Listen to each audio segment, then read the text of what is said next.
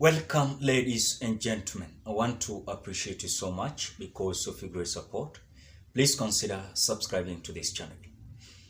Now, there is issue here, a very critical one, as the issue of ICC is dominating a conversation of police brutality. What is the next course? As the Azimio has just announced its course, a process of gathering evidences with the intention of instituting judicial action against police officers accused of brutalizing the demonstrators. The question is, in between the bosses of police officers and these juniors who are going against the law of the Constitution of the Republic of Kenya, where they have courageously came out dispersing the demonstrators using either tear gas, water cannon, and live bullets. As we are just waiting whatever is going to happen with this evidence, the question is, in between the bosses and juniors, who are going to suffer? Is it the bosses who came out directing them? Because it was a kind of direction that they must use an excessive police force so that they can manage the demonstrators. Secondly, who are these people to be named guilty? If any case, these people are going to present their case before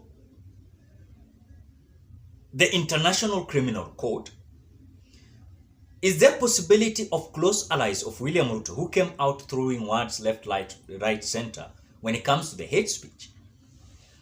Something that I want to understand also is, when you look at the way the government is behaving, it's as if Kenya had already withdrawn from the International Criminal Court, which as we speak now, Kenya is still the member of the International Criminal Court. So when it comes to the rule of law and certain judicial actions that is mandated to all members, Kenya is among them. But again, there's something that is very serious that this Azimio must come out to address. Number one, the issue of police excessive force. We're using just tear gas, live bullets, water cannons with no reasons.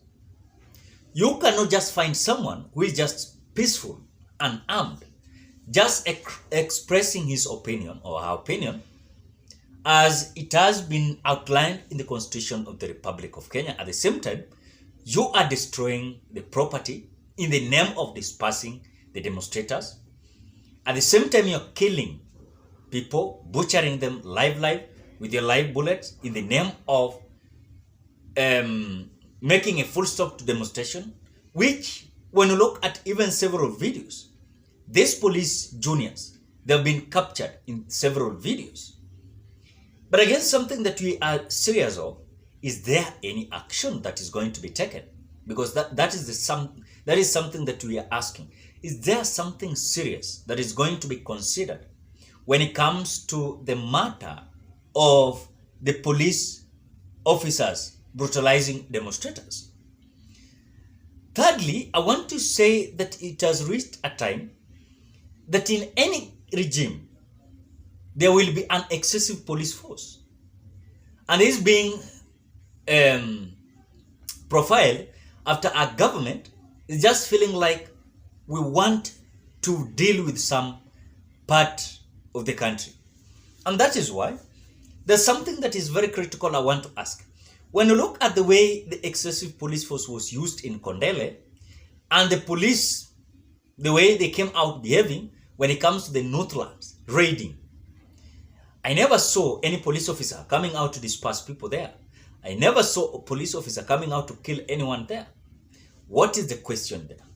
But when it comes to the Kondele situation, you saw police officers were brutalizing demonstrators. Even some of them were not demonstrating. You just enter into the house of someone, then you're just accusing him or her that she or he was demonstrating.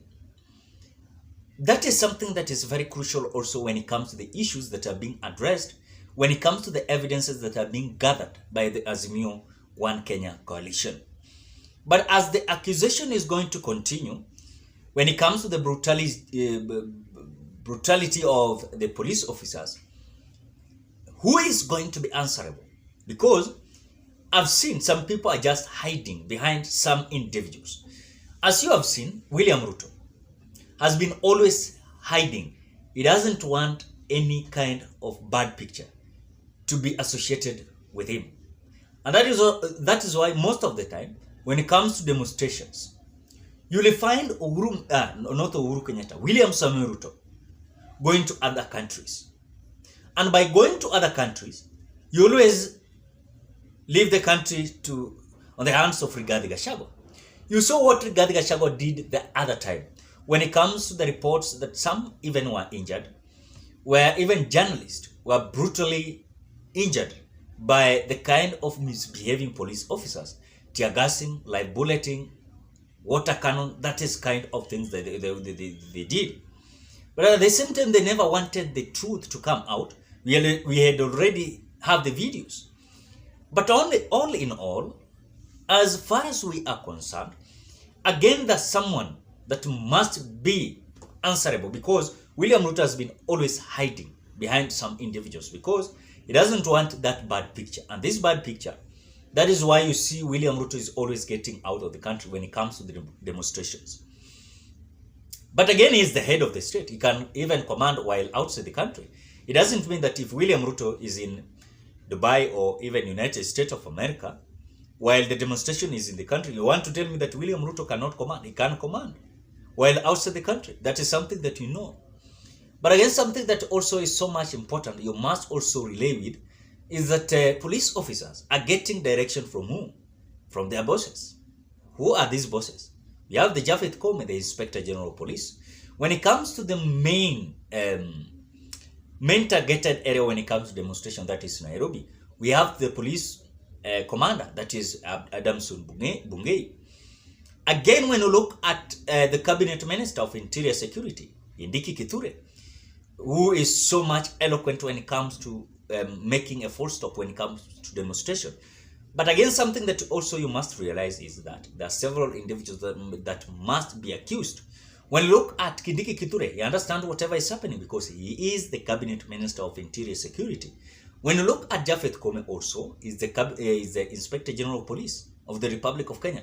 When it comes to the excessive police force, also Japhet Koome understands whatever is happening. So these all directives, always the main people who always understand these directives is 1, President, 2, the Deputy President, because also they are part and parcel of the security.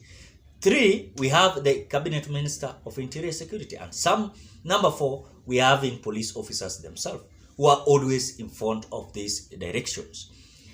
But again, as this is something and cause of the Azimio, what are these mechanisms they're going to use to deal with police officers? Because it seems like now it is going to be the battle in between the Azimio and the police.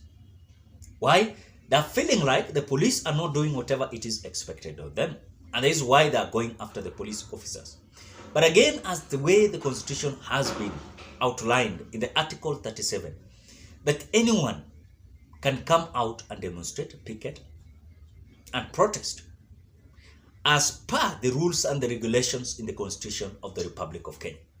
And again, I want to remind you, this is to happen when the demonstrators, picketers, and protesters must be unarmed. But again, when you look at the way police officers are behaving, it's as if these people are armed. And as they are claiming that people are throwing stones, it is because after they have come out to trigger that kind of violence. Because police officers are triggering the kind of violence that after that, they always claim that the common mwananchi are throwing stones. So our keenness is that what is next for Raila Amolo Odinga's Azimio team, as they are announcing that they have kicked off the process of gathering evidences with the intention of instituting judicial action against police officers who are accused of brutalizing demonstrators. That is what we are looking for. So what are your thoughts? Drop your opinion at the comment section below. Otherwise, thank you so much because of your great support. Please consider subscribing, liking, commenting, and sharing this video. Till we meet on another video.